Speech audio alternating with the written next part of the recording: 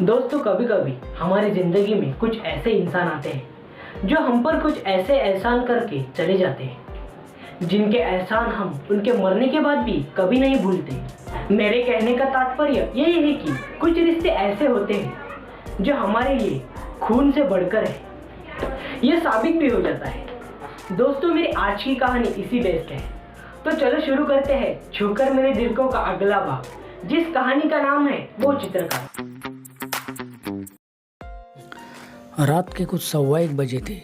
मैं और मेरी मैडम जी न्यू ईयर की पार्टी ख़त्म करके सीधे अपने बंगले में दाखिल हुए। इस वक्त हम दोनों भी बहुत थक चुके थे।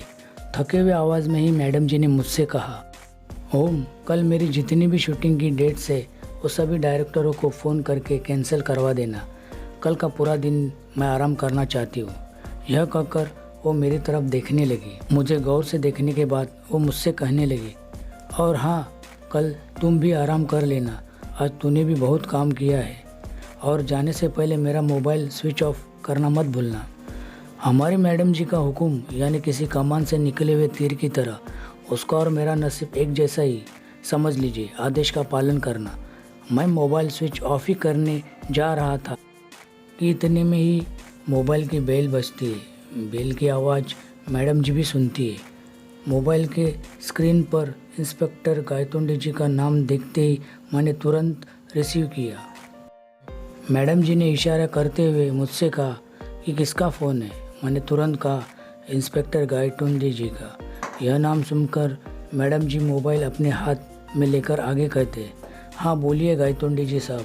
फिर दोनों में सस्पेंस में बातें होती है। गायतोंडे जी की बातें सुनकर मैडम जी थोड़े टेंशन में आते हैं। वो सामने से गायतोंडे जी से ये कहकर मोबाइल रखते हुए कहते, जी मैं अभी आ रही हूँ।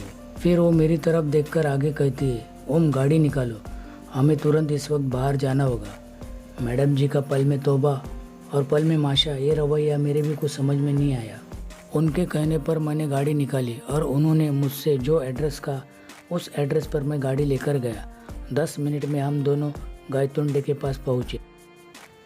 उन्हें देखकर गायतोंडे बड़ी विनम्रता से हम मैडम जी से कहने लगे, सॉरी मैडम जी, इतनी रात को मैंने आपको इस जगह बुलाया, पर मैं भी क्या कर सकता हूँ, ड्यूटी इज़ ड्यूटी। यह कहकर वो मैडम जी को उसी रास्ते पर पड़ी हुई एक लाश के पास लेकर जाते हैं। इस वक्त उस लाश पर कफन डाला है। उस लाश को देखकर इंस्पेक्टर गायतोंडे जी मैडम जी से कहते, ये एक चित्रकार है। सामने वाले टावर के गैलरी पर जो बैनर है उस पर चित्र निकालते समय पैर फिसल कर शायद उसकी मौत हुई है। हमें इसके मोबाइल में आपका नंबर मिला, इसलिए आपको मुझे इस वक्त यहाँ बुलाना पड़ा। यह कहकर वो मैडम जी के सामने उस लाश के सर से कफन उठाते हैं और आगे कहते, क्या आप इसे जानते हैं? बस फिर क्या, उस मरे हुए आदमी का चेहरा देखते ही मैडम जी को शौक सा लगता है। उनके आंखों से आंसू बहने लगते हैं। वो थोड़े भावुक होते हैं। उनकी आंखों से आंसू आते देखकर इंस्पेक्टर गायतोंडे मैडम जी की ओर देखकर कहते, कोई करीबी रिश्ते वाला था क्या? इस पर मैडम जी उस मरे हुए इंसान के सर पर प्यार से हाथ फिराते हुए कहती है, इसका और मेरा इंसानियत का नाता है, गुरु और शिष्य का नाता है। यह कहकर वो 5 साल पीछे वाले फ्लैशबैक में जाते हुए इंस्पेक्टर गायतोंडे जी को उस मरे हुए इंसान के बारे में बताते हुए आगे कहते हैं, इसकी और मेरी पहली मुलाकात आज से 5 साल पहले एक कॉफ़ी स्टॉल में हुई। उस वक्त मैं कोई एक्टर्स या मॉडल्स नहीं थी, एक सिंपल साधारण लड़की हुआ करती थी। मुझे आज भी वो दिन याद है, 14 फरवरी यानी वैलेंटाइन डे। उस दिन कॉफ़ी स्टॉल के हर एक टेबल पर एक युगल प्रेमी बैठे थे। मैं उन सभी युगल प्रेमियों की ओर एकटक देख रही थी, क्योंकि उस वक्त मेरा अपना कोई बॉयफ्रेंड जो नहीं था, और हो भी कैसे सकता, क्योंकि 19 साल की उम्र में मेरा वेट 65 किलो जो था। इसलिए शायद कोई भी लड़का मेरी ओर देखता भी नहीं था। पर उस वक्त मुझे इस बात का थोड़ा भी अंदाज़ा नहीं था कि मेरे ही सामने बैठा हुआ एक युवक मेरा चित्र निकाल रहा था। चित्र पूरा होते ही वो मेरे टेबल पर आकर मुझसे अपना इंट्रोडक्शन देते हुए कहने लगा, मैं चित्रकार हर्षवर्धन साटी, क्या मैं आपके साथ इस टेबल पर बैठ सकता हूँ? शक्ल सूरत से वो भी इन बैठे हुए लड़कों से देखने में कहीं भी कम नहीं था। मैंने तुरंत हाँ कही। इस पर वो मेरे साथ एक ही टेबल पर बैठा और मेरी ओर देखकर आगे कहने लगा, मुझे पता है इस वक्त आप क्या सोच रही हो। एक अनजाना लड़का मेरे बाजू में बैठता है और मेरे मन की बात को तुरंत पहचानता है। यह देखकर मैं भी थोड़ी हैरान हुई। वो अपनी बनाई हुई चित्र को मुझे दिखाता है। वो चित्र देखकर मैं खुद हैरान हो जाती हूँ और मेरे मुंह से यह शब्द निकलते, वाओ कितनी सुंदर लड़की है, और उससे भी खूबसूरत उसने पहनी हुई उसकी ड्रेस है। किसका ये चित्र है? इस पर वो चित्रकार मुझसे कहता है, यहाँ पर हर एक लड़के के साथ एक सुंदर लड़की बैठी है। उन्हीं में से एक लड़की ने एक खूबसूरत ड्रेस पहना है। अगर तुम ये पहचान लेती हो कि किस लड़की ने ये सुंदर ड्रेस पहना है तो मैं ये समझ लूँगा कि वाकई मैं एक अच्छा चित्रकार हूँ। इस पर मैंने उससे कहा, बस इतनी सी बात। यह कहकर मैं उठकर खड़ी हुई और उस कपड़े स्टॉल में बैठी हुई हर एक लड़की और उसने पहनी हुई ड्रेस की ओर मैं गौर से देखने लगी। पर इस चित्र में जिस लड़की ने इस कलर का जो ड्रेस डाला है, ऐसे लड़की तो मुझे इस कपड़े स्टॉल में कहीं नहीं दिखी। अचानक मेरी नज़र मैंने इस वक्त जो ड्रेस डाली है उस पर गई। यह देखकर वो चित्रकार मुझसे कहने लगा, यह आपका ही मैंने चित्र निकाला है। उसकी यह बात सुनकर मैं तुरंत उससे कह उठी, ये कैसे हो सकता है? इस चित्र में जो लड़की दिख रही है वो किसी हीरोइन या मॉडल से ज़रा भी कम नहीं है, पर मैं तो एकदम गोल मटोल और झाड़ी हूँ। इम्पॉसिबल, ये नहीं हो सकता। इस पर वो चित्रकार मुझसे चिल्लाकर कहने लगा, क्यों नहीं हो सकता? जब सुनीता विलियम जैसी एक स्त्री चांद पर जा सकती है तो तुम अपने इस गोल मटोल शरीर को एकदम स्लिम कैसे नहीं बना सकती? तुम शायद ये भूल गई हो कि दूध से ही पनीर बनता है, जिसकी बाज़ार में दूध से भी ज़्यादा कीमत होती है। जब तुम अपने शरीर को थोड़ा परिश्रम दोगी ना, तो यहाँ बैठी हुई हर एक लड़की से तुम 2 कदम आगे होगी। उस चित्रकार की यह बात सुनकर मुझ में जोश आया और मेरे मुंह से कुछ शब्दों की लाइन निकली, वाकई इस दुनिया में इम्पॉसिबल जैसी कोई चीज़ नहीं है। यह कहकर मैं उस चित्रकार ने बनाई हुई उस चित्र को चूमने लगी।